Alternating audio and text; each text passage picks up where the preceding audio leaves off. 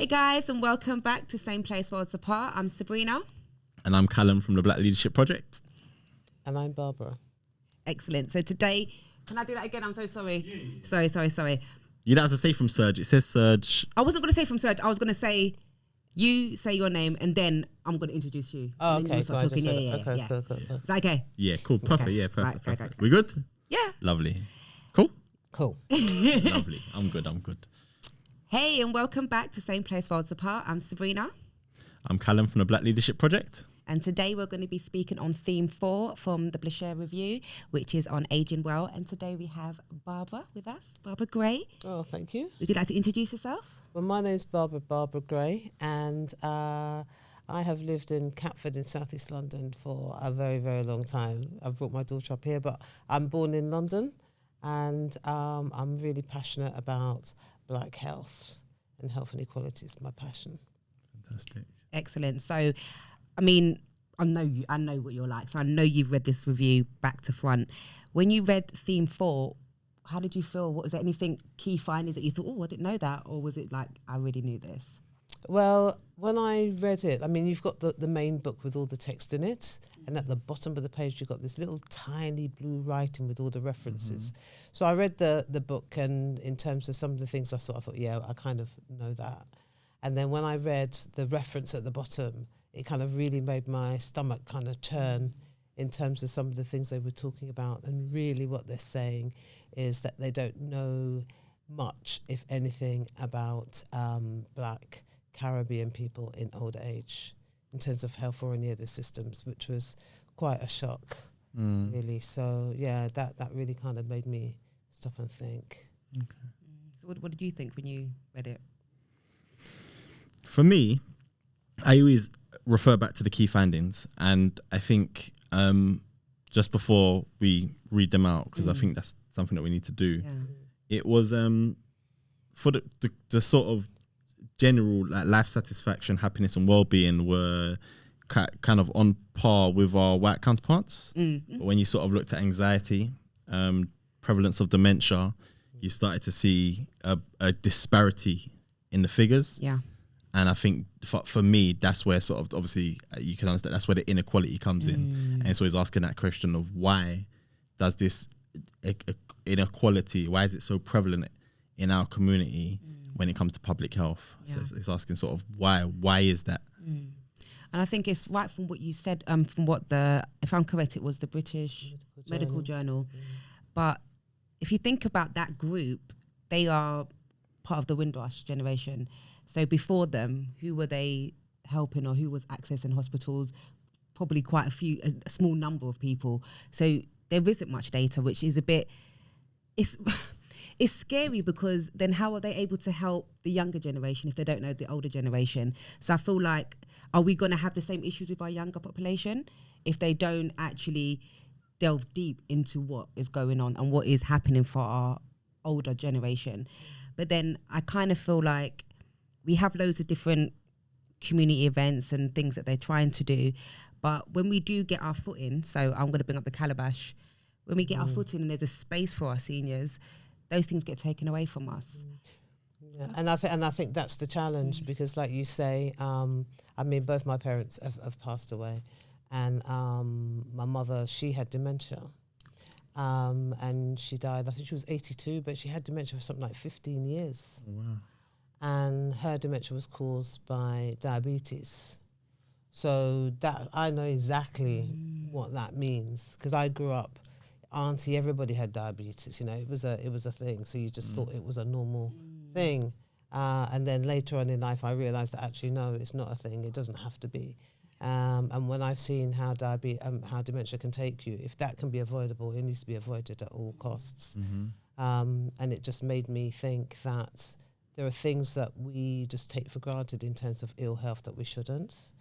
And I think the thing about not knowing about Black people as they age is that you don't know what it is what's coming or what you're preparing for, which and where for other populations they will know. And because we don't even access the service at the best of times, at a time when we're going to be at our most vulnerable, there is no clue really, it seems. And the one thing that struck me in talking about the calabash, I'm really passionate about the fact that in Lewisham we have the largest black population in the UK, the largest. So, with in terms of older people, that's a big issue that needs to be thought about in Lewisham. And the spaces that we had where people would go that were older, they've all been taken away. And then the calabash was the place that was that space was there created for that. And they said, oh no, people don't use it, the numbers are going down, which actually wasn't true. But yet one bus stop away, you've got the Hummingbird in St. Lawrence's Church. I don't know if you've ever been there. Over 100 black elders doing exercise and chatting and doing everything. And yet, just a few years before they were saying there was no need. And you've got this big group now that are coming. And where are they going to go? And there's no understanding. So it's an issue. And why it's an issue? Well, it's an issue for a number of reasons. But when you've got to care for an older parent, it's hard, on top of your own family and doing your job and doing everything else. And if the system isn't prepared for them, then that lies on you, and you've got to try and do it. And it's not easy. So that is something that we have to talk about in all honesty, so that we can start to think about it. Yeah. Why do you think it is that our community doesn't have the information of or is not able to, I think, and correct me if I'm wrong, from what I'm hearing, you're saying that we're not able to establish, or the society is not able to establish the trajectory of sort of our community, but is able to do that with maybe some other communities. Why is that? Do you think that is potentially because of sort of the time we've spent here is obviously not as long as maybe our white counterparts? Or is there another state at play potentially? Well, I think, I went to a talk and they were talking about this thing around movement of people and when people arrive. So my mum arrived in 1954. So now I'm getting older and understanding things. She came just after rationing finished. So the British people were just thinking about themselves. They weren't expecting all these black people to turn up. And they just got taken by surprise. And they've never really dealt with that generation, which would have been my parents.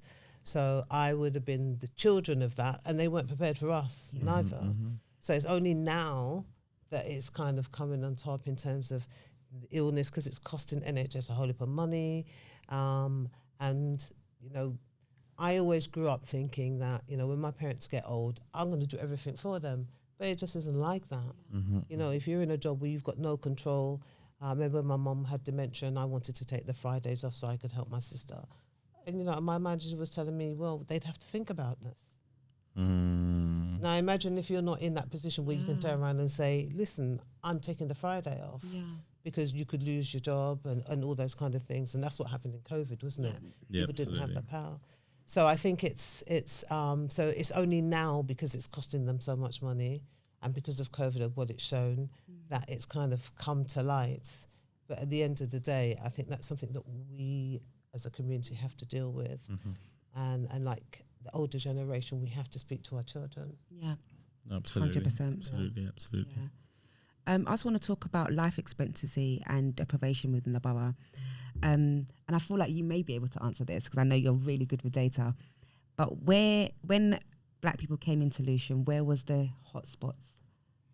Right, so it's changing, and this is something I'm really passionate about. So I think, because I was born in Southwest London and grew up in Southwest London, so I came to Lewisham when my daughter was born. And at that time, the black community lived pretty much in Deptford, Brockley, bits of Forest Hill, and that's what I remembered. And I live in Catford, round the back by Hither Green. And on my road, I think it's a long road, and there were probably 5 black people that lived there. But me coming from Southwest, I don't know anything about this, so I'll just come in and do that. But what's happened is, in my lifetime, I've experienced gentrification a number of times. So, and my daughter Megan, she's the one that always challenges me. And she said to me, well, you started off in Brixton, because that's where I was born, and you lived in Clapham Common. Then you went to Balham, and you live right behind Clapham Junction Station, and Granddad had a Georgian house in Brixton Hill, and we're now in Lewisham, and I was going to leave Lewisham to go further out. She said, well, exactly how far are you going to go? And I think during the Black Lives Matter, me and Megan, she took me, and we had to experience that together. And this is the thing about generations, because that's when it comes out. And I remember I stood outside the American embassy, and she said to me, how you feeling? And I just started to cry. I just was crying uncontrollably, because I remember Vauxhall was the place, that was all the old docks and stuff. That's where we lived, and that's where they housed us.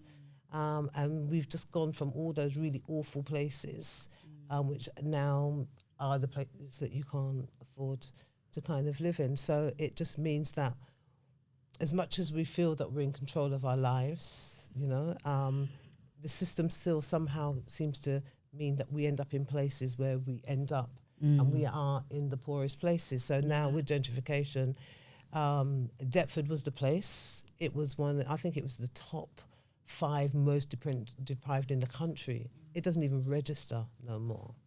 So if you look at that population, the people that used to live there now live in Downham.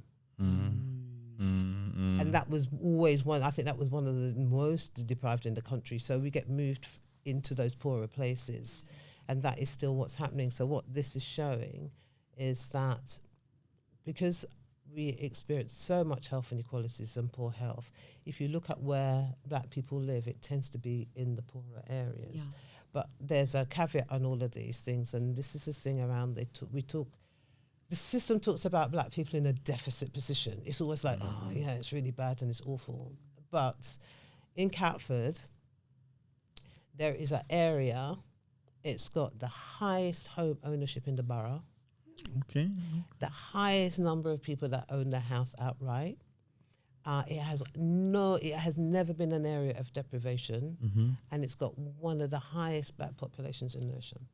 Which part of Catford's that? Right. I got a feeling. I know it must be opposite sort of the like round sort of Kaleidoscope, that sort of area. It must be like main Lane Sandhurst. Yeah, it's there. Oh, is it that the bit? Corbett Okay. estate. Yeah, there you go. And then, but then what is funny is that when you come down into Catford, Rushy Green, because that population has changed a lot, because that area was always an area that was, you know, it was there, but it was quite nice, but it's one of the most deprived areas. And interestingly enough, it's got the largest number of 0 to 4-year-olds. So you're kind of thinking, who's looking after those parents?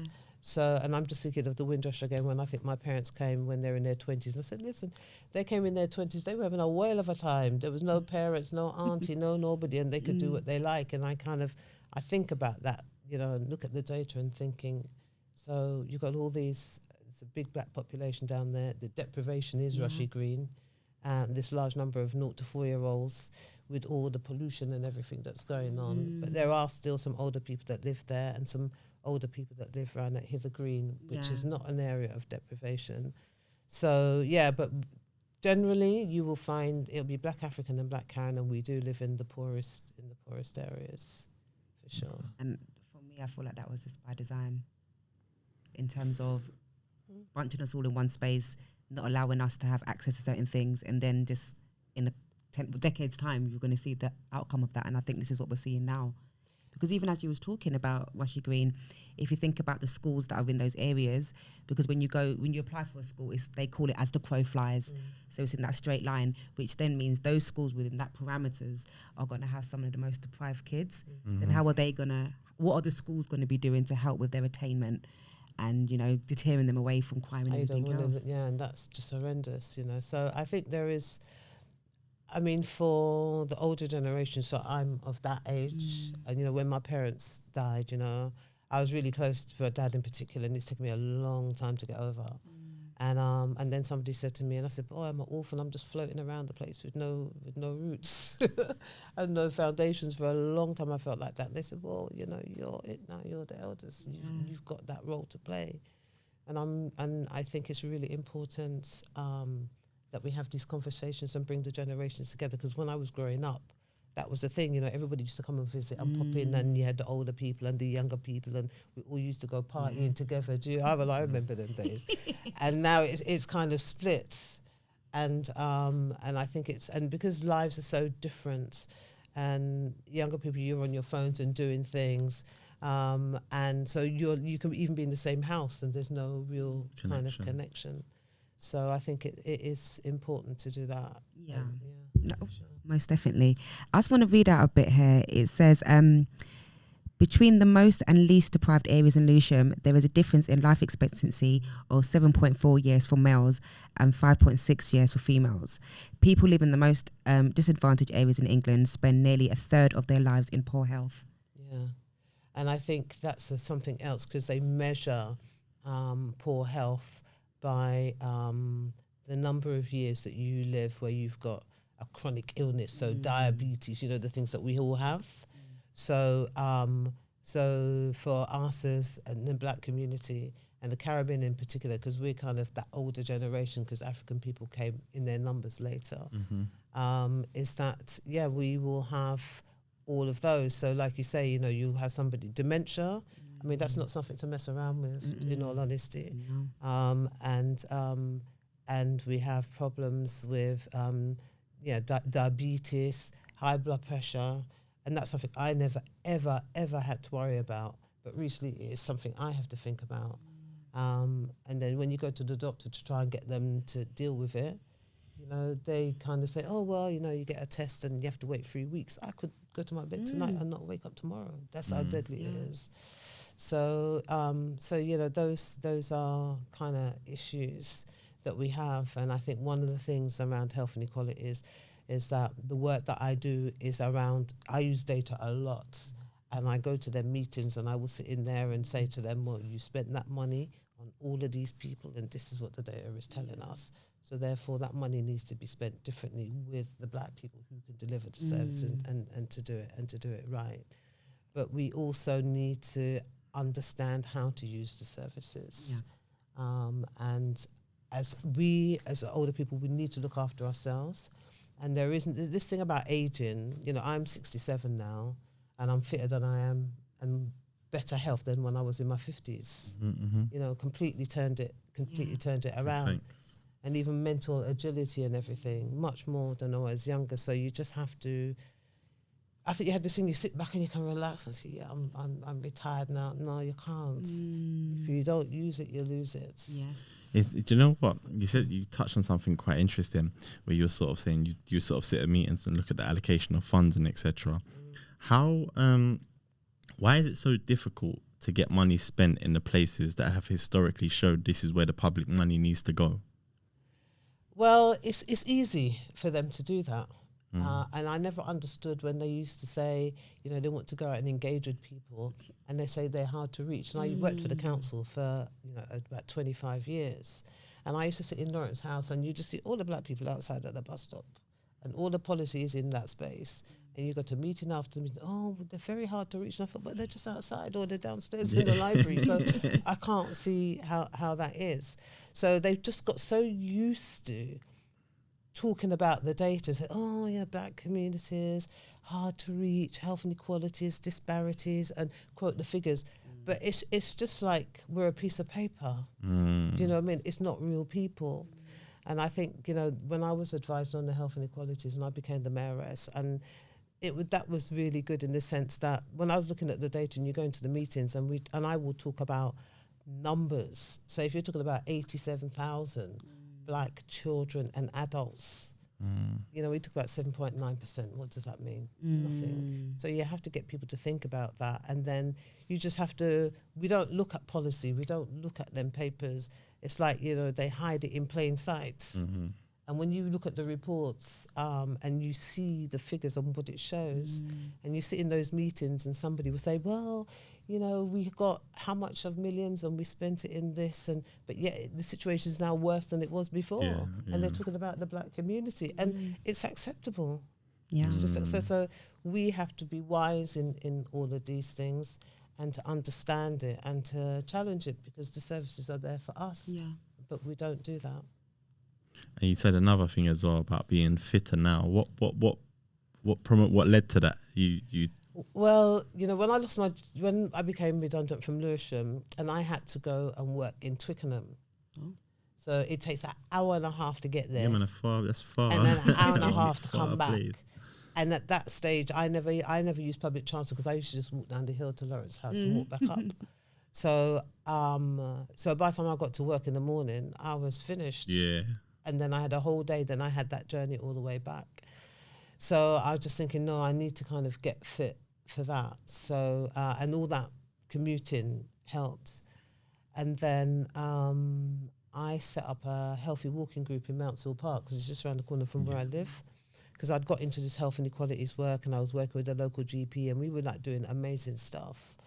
And I set up the healthy walking group. So that's a commitment now because every Saturday you have got to meet them at the bandstand at 10 o'clock.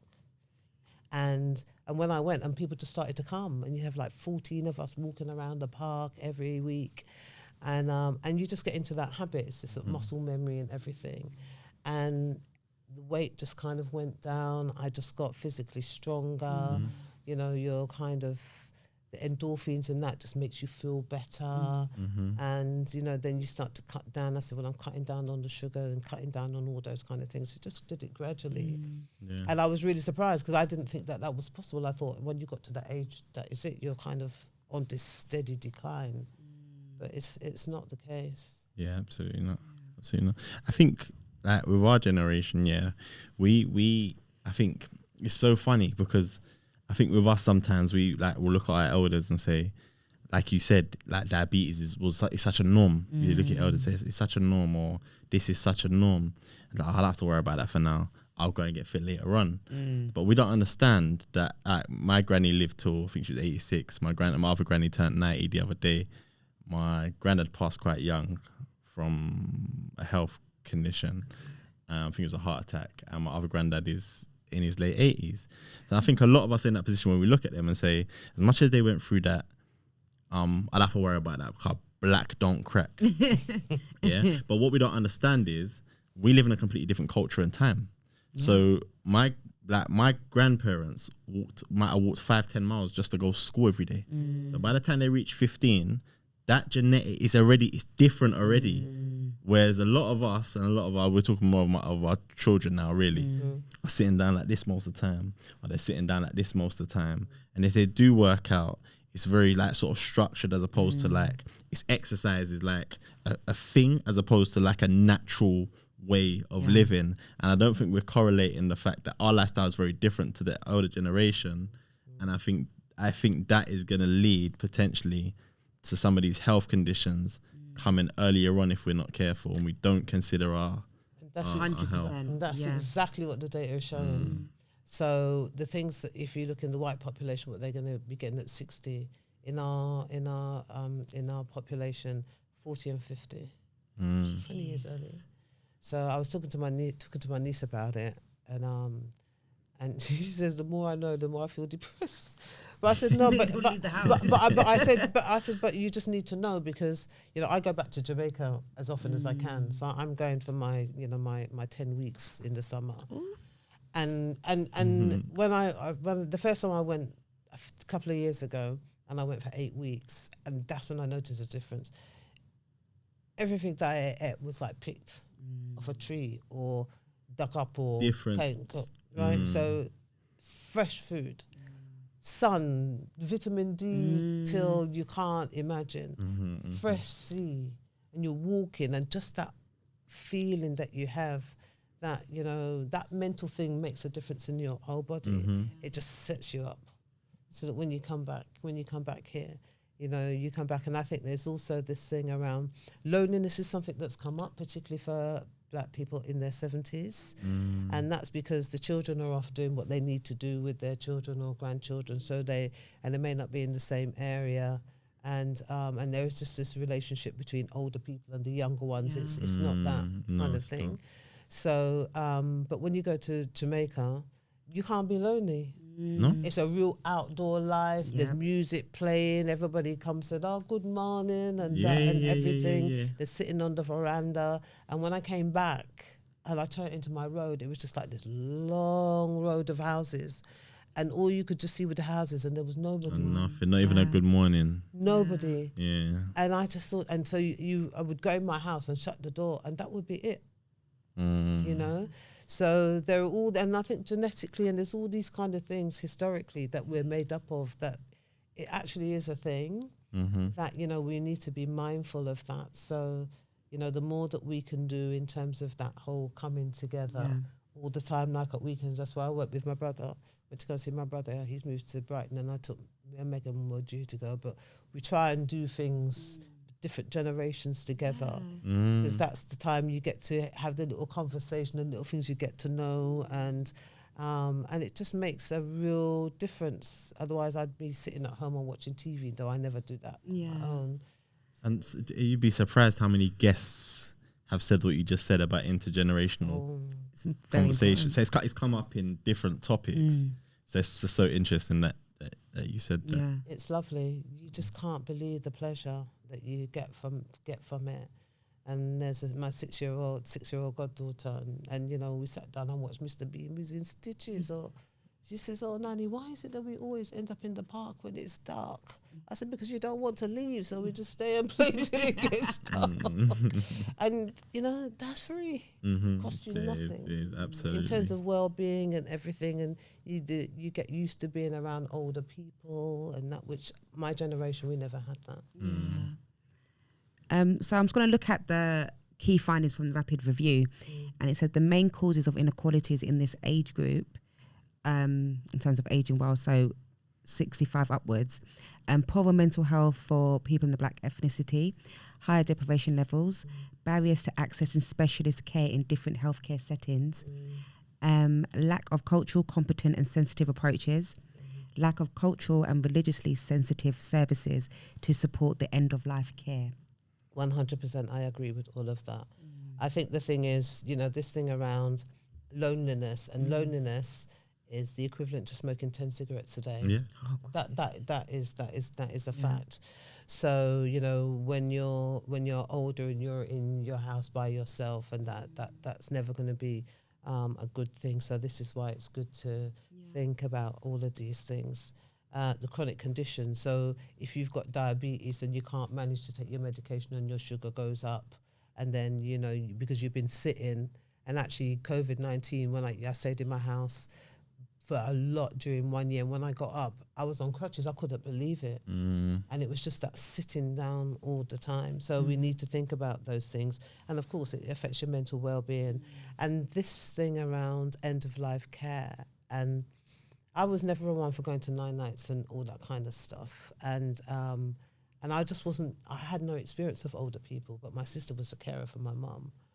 And so her children grew up around my mum more than I did. But that end of life thing, you know, I will never, my sister, I can't thank her enough, because my mum was in Lewisham Hospital. Okay. She'd had diabetes and she was just getting worse and worse with the dementia and everything. And my sister just said, you know what, the service, they're not providing the service for her that what she needs. So she brought my mum home, and my mum was at home, and they talked about that, and she died at home, because black people are less likely to die at home. And it was the most beautiful thing. Everybody was around her, everybody, you know, all the generations. And then when she had to, you know, leave the house, it was just a beautiful experience. And just our culture and all it was beautiful. But yet, if my sister hadn't done that, I would have thought, well, she has to stay in hospital until she did, and then they put her in a thing. And that is just the worst way that it can be done. And even if you're going to go into care homes, I mean, I do reminiscence. That's one of my things. I've been doing that for years now. And I did it with a group in the local library, but it was all white people that came. And when you listen to them talk, it was a bit harsh, because these were people that were young in the 60s. So just the way that they think and everything. So, and I had an older woman, a black woman that came, and I always had to be really careful around how I managed that group, because things they might say, because it never triggers them. They're always very good. And I had to bring her in, and she had some cinnamon and some chocolate to make chocolate tea. And I said to her, yeah, no, we're going to bring that in today. And I brought that, and I bought a tin of Cadbury's hot chocolates. So I said, yeah, tell us about what you've got in that plastic bag. And I said, and they were looking at, oh, it's this tree bark and what's, you know, all this kind of thing. And she sat down and told them how to make the chocolate tea and everything. And I said, yep, you've got chocolate, you've got cinnamon, you've got these. And I said, in this Cadbury thing, you've got milk powder, and there was no chocolate in there. So it just made her, in terms of, it brought her in. She told them something new, but then I'm thinking, you are ahead of everybody in here because you have got that experience of a healthier lifestyle. So and that, I feel even when we talk about the intergeneration stuff, I feel like schools are not taking heed on some of the things they should be doing, because we've got our seniors, some of them that are isolated and loneliness. They should be bringing them in, because some children, like my children, I mean, I've got my mum and dad, but they're not how my grandparents were. Like, my grandparents were like grandparents, and I feel like no, we're not. My mum was like always out, always got something going on. My grandma was at home, something was always on the stove. And so, you know what I mean? There's always something Yeah, happening, and I feel like they're not getting that experience. But obviously, with my kids, they have my mum and dad. But some kids don't have grandparents. They don't even know what that even means or feels like. So I feel like there should be some sort of link or some program or something to bridge that gap. I so agree with you, because Ivilov is, not a blood relative, but since she was born, she's been in my life, and that's why Fridays I don't work. Yeah. Because it's so nice to be able to go and do the school pickup, and she said, "Oh, Nanny, you're gonna come and meet me from school," and we come and just spend £20 on sweeties and go to the ice cream, and we just do whatever she wants to do, and it's just it's nice. It's nice for both of us, and she will grow up and have that. And she's got her grandmother, her blood grandmother. But I love children of any age, and I just think that's something that we could be doing. We don't have to wait for the schools to tell us to listen. We can. Oh yeah, It's up to us to go and say, look, this is what we're going to do, and we'll arrange it and just go and do that stuff. And I think, even my partner, he goes and picks up his nieces to kids from primary school, and he's been doing it for quite a few years now. But originally, when he was doing it, he said, "No, I've got to go to the gym," and I said to them, you need to go and do that. And I really had to put my foot down and listen. He don't stop talking about it. Yeah, it's the pleasure that he gets. Yeah. So we just need to I think our parents came and had to work so hard, and I don't think they could have enjoyed their children as much as they could. So I grew up like that. But then I've just seen that there's so much to gain for myself, and just it's something that we can give back because we've got the time. Yeah. It's fun. Like, even when you're using the comparison of sort of like Jamaica, and like, there's so much we could learn there, man. There's just so much we can learn in terms of sort of community, intergenerational learning, holistic health and well-being. There's so much we can learn. Granted, there's a long way to go because we use far too much sugar in Jamaica, for example. But in terms of sort of how we live with one another, although there are problems, generally speaking. And I say it to people all the time when people say, like the travel advisory against Jamaica. Yeah. Oh, is it dangerous? I say, listen, 99% of Jamaicans, if anything happened to you roadside, will help you. The 1% is bad. But I promise you, there's more good, clean-hearted people that will help you. Good morning. Ask them if you need a little food. You're like, I ain't got no food, I ain't got no money. All right, cool. Do you know what? We'll sort you. That will happen there way faster than it happens here. Oh, yeah.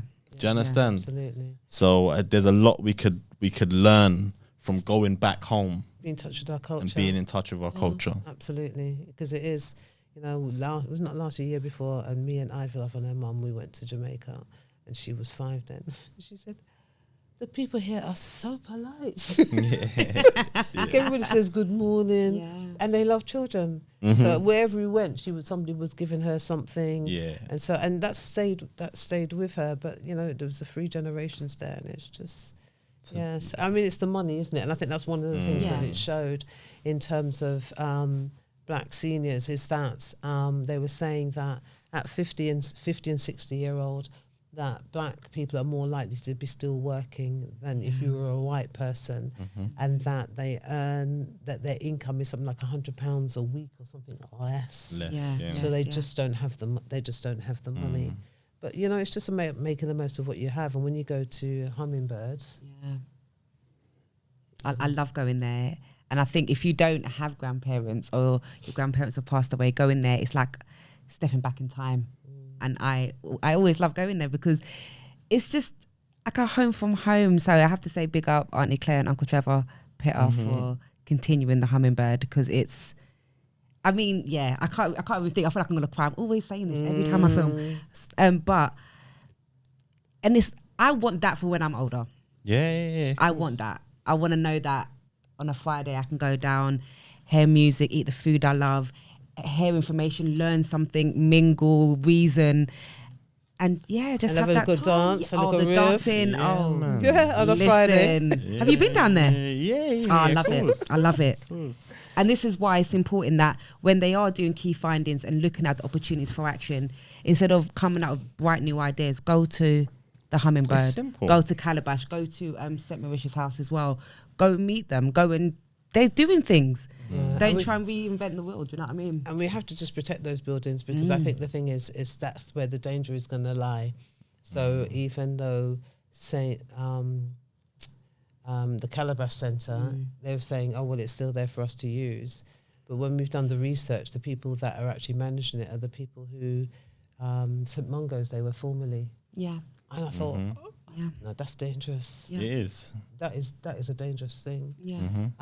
And if that is lost, and then St. Mauritius House is not what it used to be, because it used to be a community, but they were saying that the people that are coming there are almost like end of life kind of thing. So you can't have a community where so many people are sick. So again, that's something we've got the largest black population here. They've got this whole group of 50 somethings and 60 somethings that are going to need those services. And if we're not doing anything about it, then it's going to fall. And you know, you don't have the resources or the space. So we're lucky still that those places are there. Yeah. They're hanging in by a thread. So we just need to do something. Utilize them. Yeah. I just want to get into the opportunities for action before we close, because it's something that we should always be touching on, because we got to talk about solutions and the solutions that have been proposed. So the first one is provide targeted and culturally appropriate screening services for Black African and Black Caribbean older adults. The second one is campaign to raise awareness and increase uptake of community-based NHS health checks in Black African and Black Caribbean older adults. I want to switch up my voice, so you do the third one just to make it so they keep engaged. Okay. Assess the availability of culturally aware services for mental health and evaluate current services to determine how they meet the needs of older Black African and Black Caribbean adults. And the fourth one is support initiatives to improve uptake of vaccinations in older Black African, Black Caribbean people, focusing on areas of higher deprivation. I'm going to go back to you in the fifth one, you know. And the last one is use life course approach and consider relevant findings from this review to develop interventions that help to mitigate health inequalities experienced by Black African and Black Caribbean older people. So I think of all of them that I've gone through so far, I actually like these opportunities for action the best, if I'm honest with you. I think it takes into consideration what you were talking about, the holistic health, because you can dead from lonely, you know. You understand? Yeah. And this is something that is like, it's a metaphysical kind of, that's not like Western science deals with actual. Yeah. If you can see it, it's real. If you can't see it, it's not real. Yeah. We know our things different. Yeah. From an African perspective, we deal with things different, and we know otherwise. So that holistic living has to be a part of how we deal with our elders, because that is deep in them and it's deep in us. Yeah. It's intrinsic. Definitely. I think for me, I think it was number 4 about the improved uptake of vaccinations. I don't know how that's going to work, because I know within our culture, we don't trust them.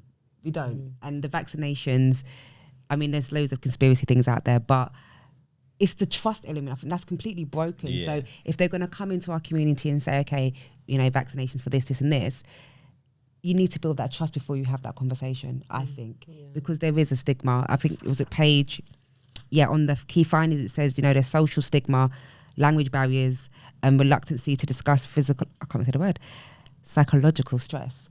And I think the underliningness of all of this is they've got to build trust. They've got to be visible to us as well. They need to show that they care. If you're in big positions in certain organisations, come to our meetings. Yeah. Do you know what I mean? Simple. Talk to us. So we've got the Lewisham Black Voluntary Network, and we both attend that, and you see people come on all the time to engage with us, and that's what needs to happen. But I think they also we need to be in those spaces where they make the decisions. Yes, 100%. Because they will come and, of course they'll come and talk to us. But they go to the decision and they do something completely different. And then we're thinking, oh, it's going along that way, only to find that you've got this big surprise coming, and there ain't nowhere for us to go when we kind of get older. So I think there is something around, even things like the vaccination. And what I discovered is that at the GPs, there is a list of all these illnesses, lots and lots and lots and lots of them, and they have incentive points, quality outcomes framework. So what they will do is the more points it has, the more incentive the GPs get paid to do those things. And what was interesting about that was when I went to go and try and get my blood pressure sorted out, they still ain't sorted it out really, so I just have to take control of that myself. And then when you look at it, the thing that's at the top of the list in terms of the most incentives was the vaccination for flu. So I'm ringing the doctor to say, so what's happening about my blood pressure? And she's asking me if I want a vaccination. Yeah. So I'm thinking, so what, you're going to vaccinate me when I've had a stroke and I'm lying in my bed, and you're going to come and give me the flu vaccination? Come on. You know what the issues are. So I think the system, we cannot get away from it. Yeah. And I think this is why it's really important. That's why we're moving into that policy space where you get to, and there's a lot of reading and stuff to kind of find out really what's going on, to say what are the solutions that they need to bring. And some of it is just that, well, if diabetes is the thing for us, or blood pressure, in that area where you've got a lot of black people, give that one the number one incentive. Yeah. And then the GPs will be coming and making sure we're doing those kind of things. And then people will start to trust you because they feel that you're actually dealing with what the issue is. Yeah. And like with all the health equity fellow stuff that's going on, that's what's needed. Yeah. They're talking about these integrated services. Well, that's it. And people will choose to go to those things. Yeah. So instead of spending money on things that they don't go to and they don't trust, which you've been doing for decades, give it to the places where people do trust, so it's sustainable. Absolutely. So I think that's, so at this stage, I think that's what needs to happen. And I think, they just have to make those decisions. And we have such a large black population. It's for us to be aware of that and keep having those conversations. Yeah. So I just wanted to touch quickly on just one point when you spoke about GPs. In Lewisham, they've changed the way you book appointments now. So no longer can you queue up outside your GP. You have to use their app. You can't even call no more. You have to use the app. And I've seen in so many cases. So many people. Because so many of us are, I always get this wrong, digitally excluded. And like some of the seniors that I've seen, they've got these little phones and it's like they don't know what to do. And up and down the country, the receptionists at GP surgeries are absolutely horrendous. So I'm finding that how are they going to fix that? Because if I've got an illness or I've got an issue, I'm not sure, I'm not even going to try and use this app. And I don't know about you guys, but when I've tried to book an appointment and had to go there, those seniors are there from morning. They've camped out, they're right in front. And I'm really concerned about what that's going to look like. I'm worried about it. And, the thing is, all these apps, and if you've got an old phone, you start download all the apps and the phone can't even work. Yeah. Do you see? And they can't see it. And it's so it is a challenge. So I think, again, that's something that intergenerationally we could be doing, is like, you've got an auntie or somebody, make sure they've got the NHS app downloaded. What you said is perfect as well. And not just that, though. It needs to be a thing where we reject it. Yeah. We reject it. And not because, I can use it, that is fine, I can do it. No, we reject it for the bigger cause. Yeah. So we say to our GPs, I'm not using this. So you got to find a different way. Yeah. I can't use apps now. I don't have a phone. Yeah. So, but I need an appointment. So what happens now? That's what I'm not downloading that app. Yeah. And I said, you're getting an attitude, but you don't realize this app is taking your job. Yeah.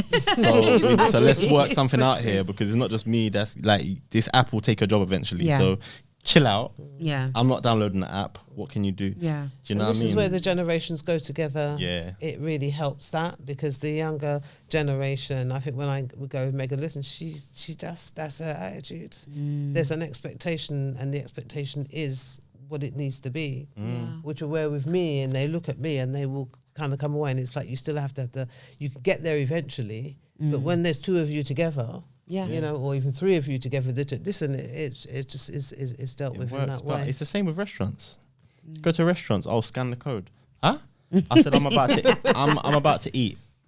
And in my culture, we don't have phones on the table. So bring me a menu. No, I'll go to another restaurant then, and I'll get up and go. I don't care who I'm with. We're going. We're not sitting down here because I'm not entertaining this era. You're pushing something that we're not ready for. This world's not ready for it. Yeah. I don't want to take out my phone when I'm eating. What if I was with my gran? Yeah. She didn't even carry her glasses. What happens then? I have to read out the whole menu to my gran. Just print out the menus and just put them in plastic and bring them. What's wrong? Do you know what I mean? Yeah. So we have to make a stand, not just for us, but for what the future will look like, and for intergenerationally. Yeah, I agree. So. I agree. Right, so we're going to close now. Barbara, thank you so much for coming on today. I couldn't think of a better person, especially when it comes to data and health inequalities, to talk on this theme. Have you enjoyed yourself? I loved it. Excellent. So guys, thank you for tuning in, and I hope that you tune into the next one, which is theme 5, and we're going to have more exciting guests to discuss healthier behaviours. So we'll see you then. Bye.